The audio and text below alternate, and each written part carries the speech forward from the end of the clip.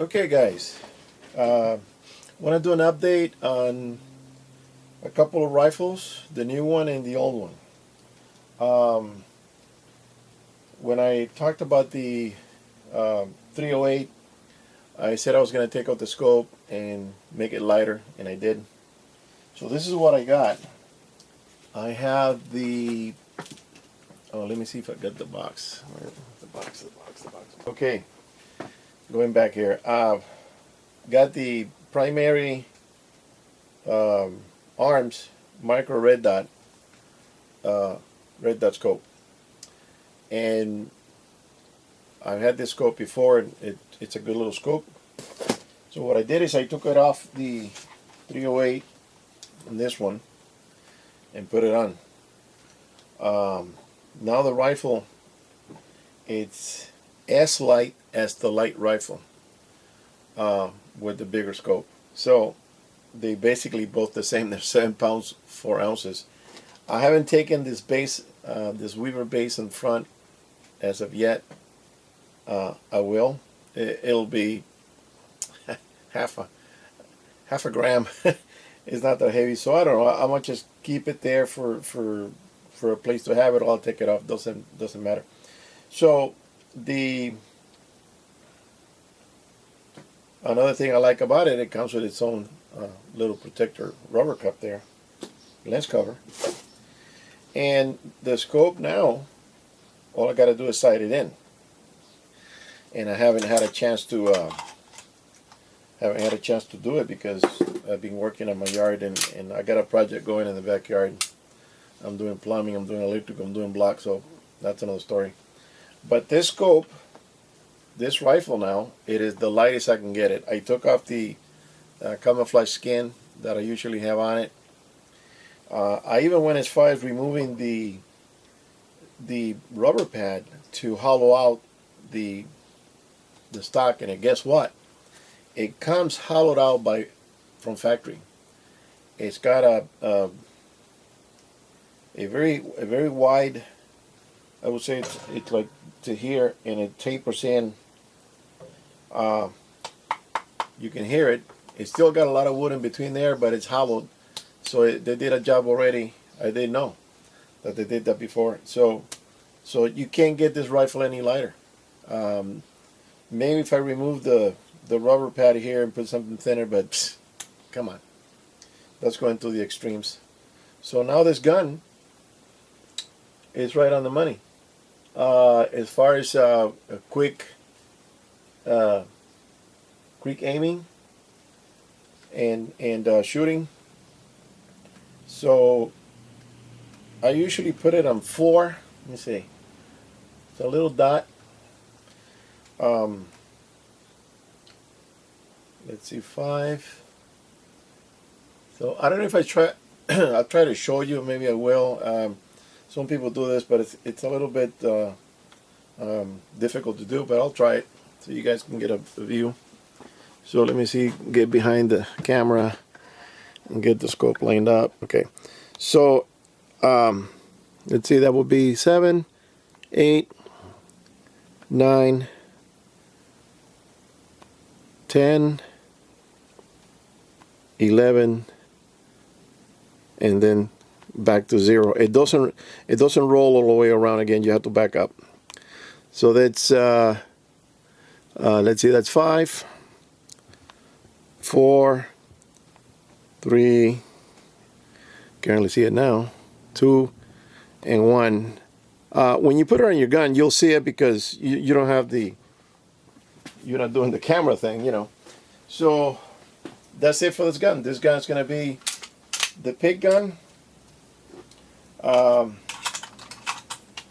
Easy to carry. Also, I removed the spongy sling that I had. That's from my Magnum, so I put it back in the Magnum. And I bought this cheapo sling here that this thing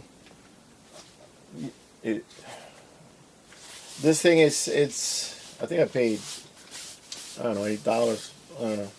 It's nothing. Doesn't weigh at all.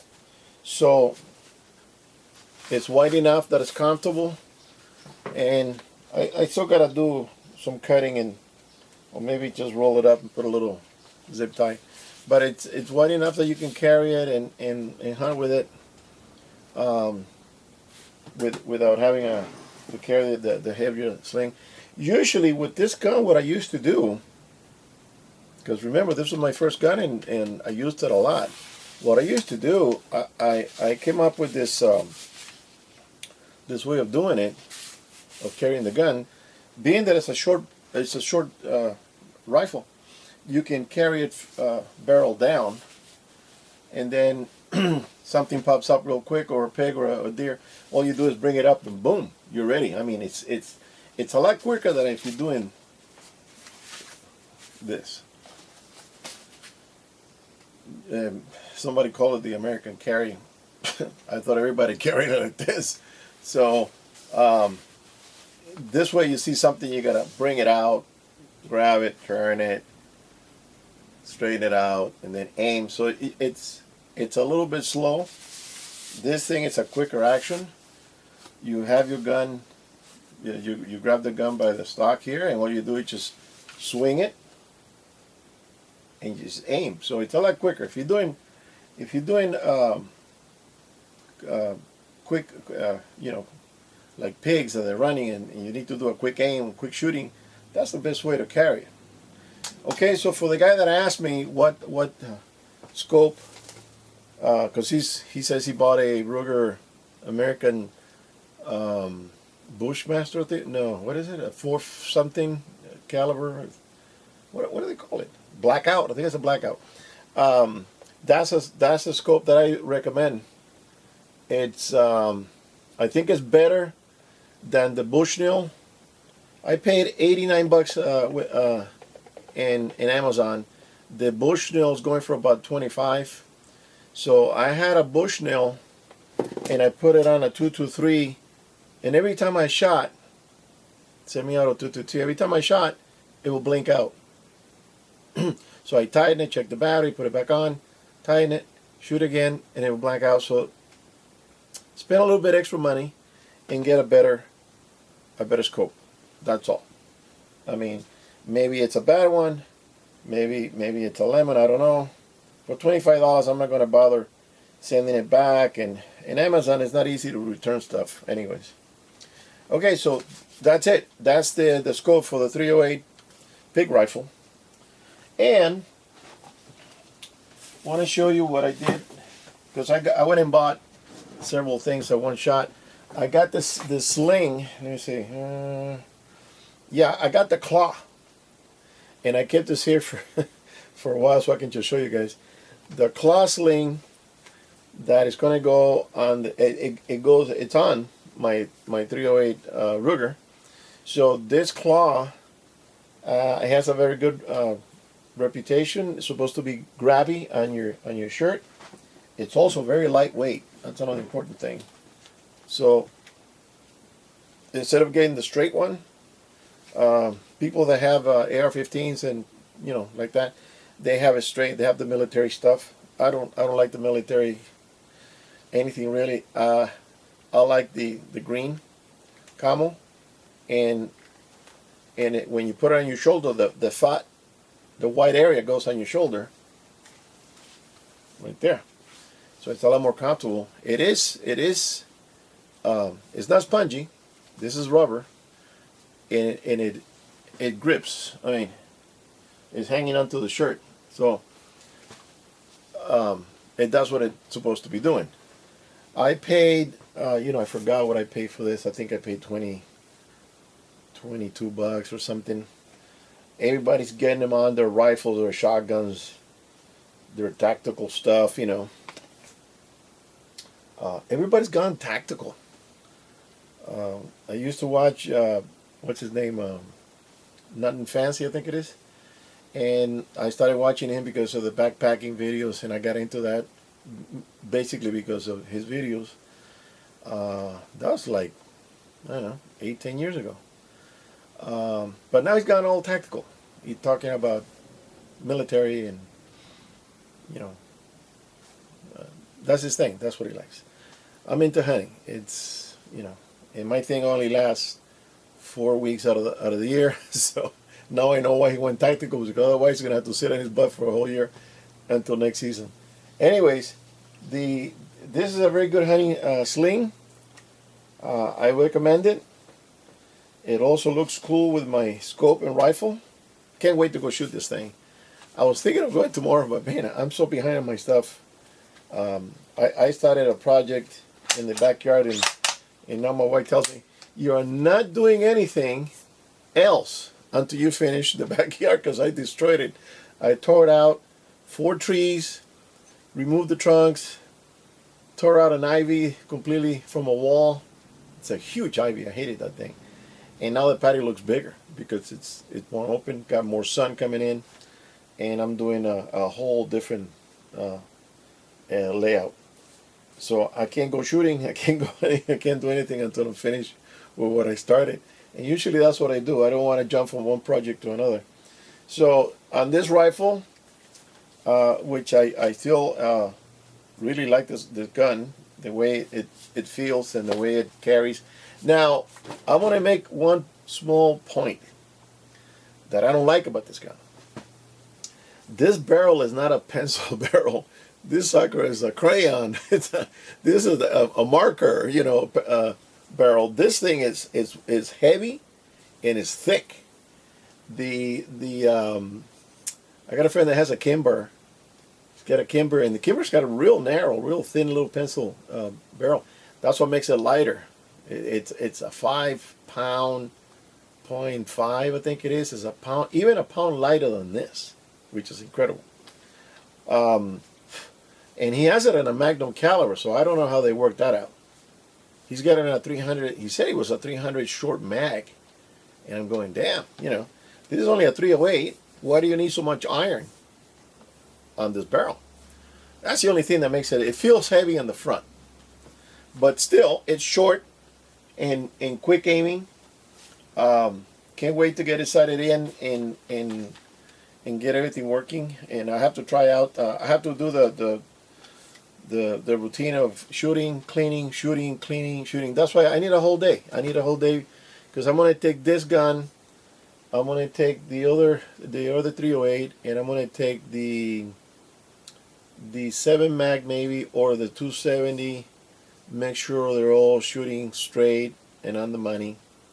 Last time I shot the 270, which was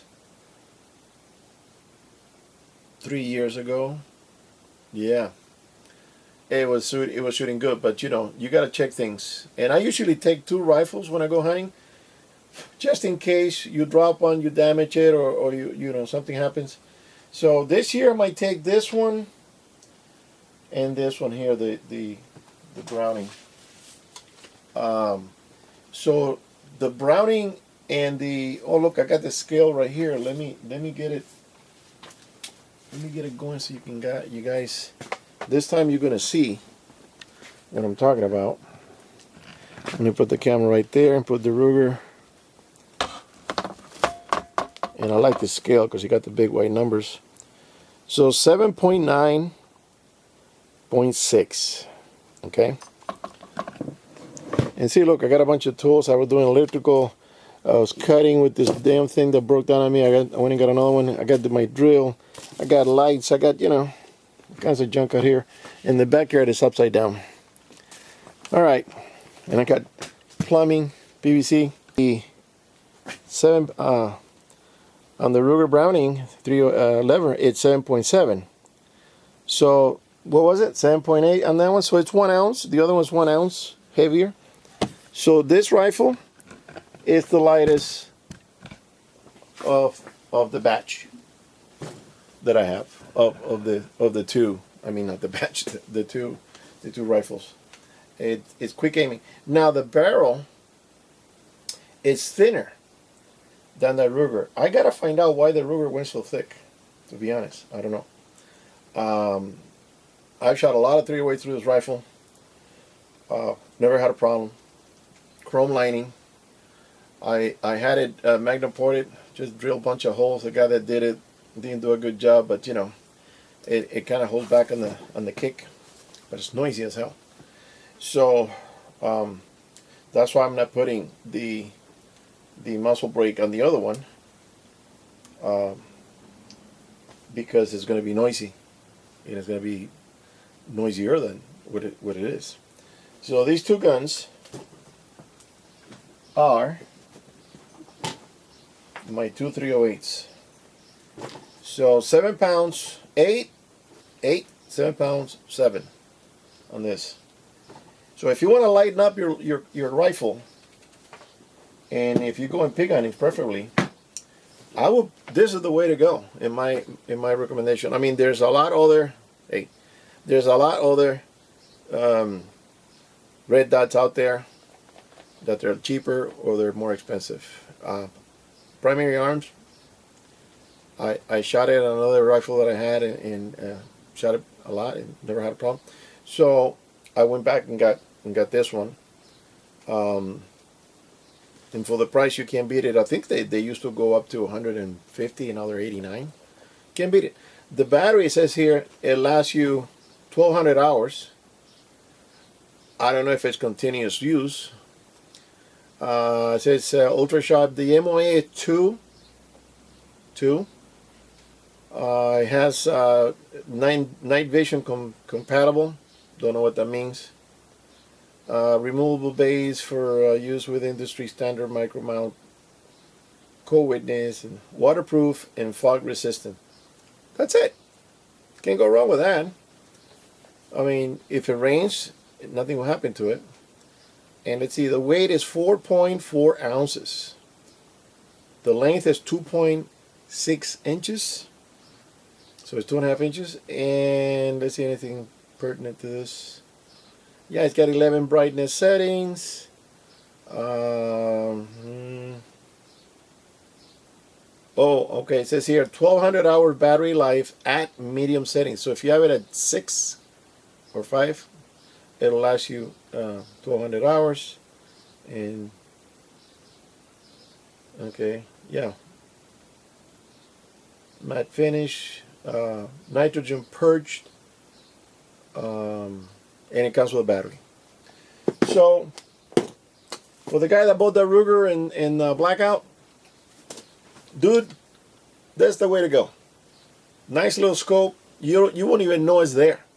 You won't even know it's on there. It's so easy to just bring it up. And another thing you're going to find out that with the red dot, wherever you put the dot, no matter how the rifle is, if it's not in the center, it doesn't matter. If you have the dot in one corner of the lens and you shoot, you're going to hit it. Because this is not the crosshair type on the regular telescopes that you have to center it, because there's one lens here, one lens here, one lens in the middle, and 2 more and 3 more. So everything has to be super straight for that thing to go and shoot in the middle when you put the cross on it. Not with the red dot. The red dot, where you put the light, where you put the dot, that's where the bullet, once it's sighted in, you gotta sight it in first, but once it's sighted in, where you put the dot, the bullet goes there within 100 and, I think I would trust this, being that the drop at 300 yards, I think is what, 3 inches on this thing. I would trust it up to 250. So this is not a long range shooting. It's 200, 250 max.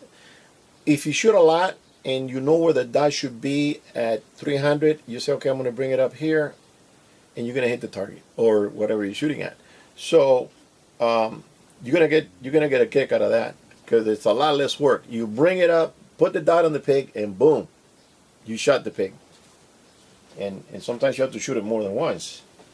I got a friend, he went pig hunting with a 338, shot it in the guts. Pig must have been 50 pounder. And the pig kept running with his guts hanging out. It was disgusting. And it ran like over 100 yards. So make sure you hit him in the right place, not in the gut. All right, guys. I got to get back to what I was doing because I'm very busy. So we'll see you on the next one. And thank you for watching. Subscribe, send presents, etc. All right.